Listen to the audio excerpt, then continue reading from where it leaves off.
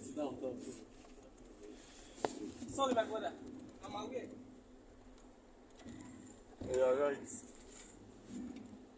That one, Jet, you see, no, that side is still far now. So you want to go and see land, it's a sand. Land. I say this thing, Jetty. No, not be land, though. Mr. San, for just go direct to the point. No, now what I tell Mr. Shola now, say na Shola Jetty. don't tell me like that. I don't mind now. I tell her and say, I won't go Jetty. Jetty. Asked me now, and I told you. No, I say I won't go Jetty. I asked you, you said no, you don't fit go. So now I can't call Mr. Shola. Maybe. Mr. Shola is not here. There's no point of calling him now. Don't know the two like this. I know the reason why I say no. Understand? There's no point of calling Shola again. Is it because of as he calls Shola now, if I call you, it will still not work. I know why I say no.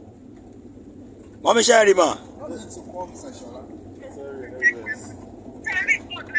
Bẹ́ẹ̀ni mà. No, kò sí wàhálà, gbogbo ẹni mo rí.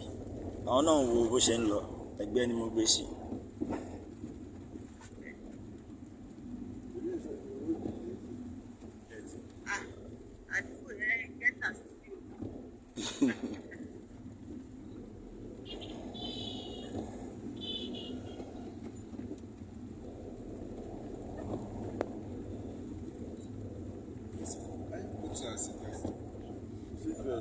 I'm sorry, I'm with phone.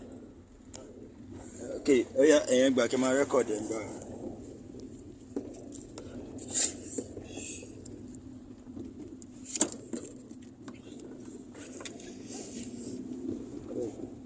Ẹ bá ń gbé báàgì yẹn kúrò.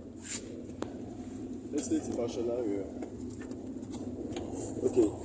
Fashola estate.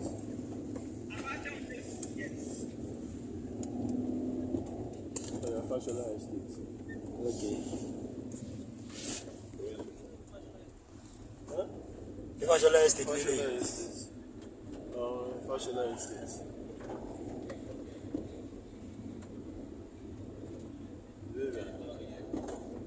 Fashola estate. Abiodun ma lele Prince Abiodun ma ni. Fashola estate. Mo ṣe wá ṣe fi olóṣèlú gbogbo àwọn olóṣèlú yẹn wèrè gbà ni wọn. Ìkọ̀dọ̀ ń pè ní Fashola estate. Wọ́n gbé Prince Abiodun sí wọ́n ń gbé Fashola. Another one àtúlẹ̀ lé ìbáyìí ẹ̀ tún wò rọ̀.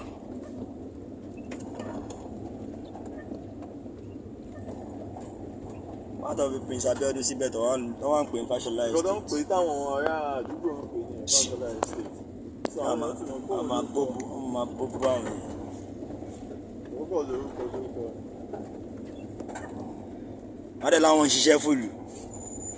Ṣé ló ní ẹ̀yìn iṣẹ́ fún yẹn? Wọ́n fìyà jẹ àwọn yẹn.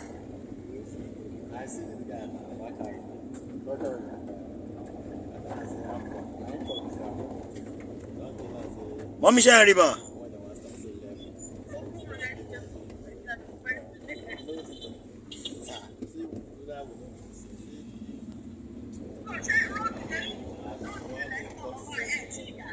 Àti débẹ̀ o, ọ̀nà ẹ̀ la ṣe ń tọ̀ lọ báyìí o.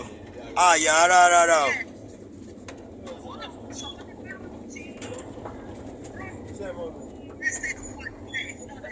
Ọ̀nà ẹ̀ la ṣe ń tọ̀ lọ mà. Ọ̀nà ẹ̀ la ṣe ń tọ̀ lọ mà. À ń lọ sí Jetty ni.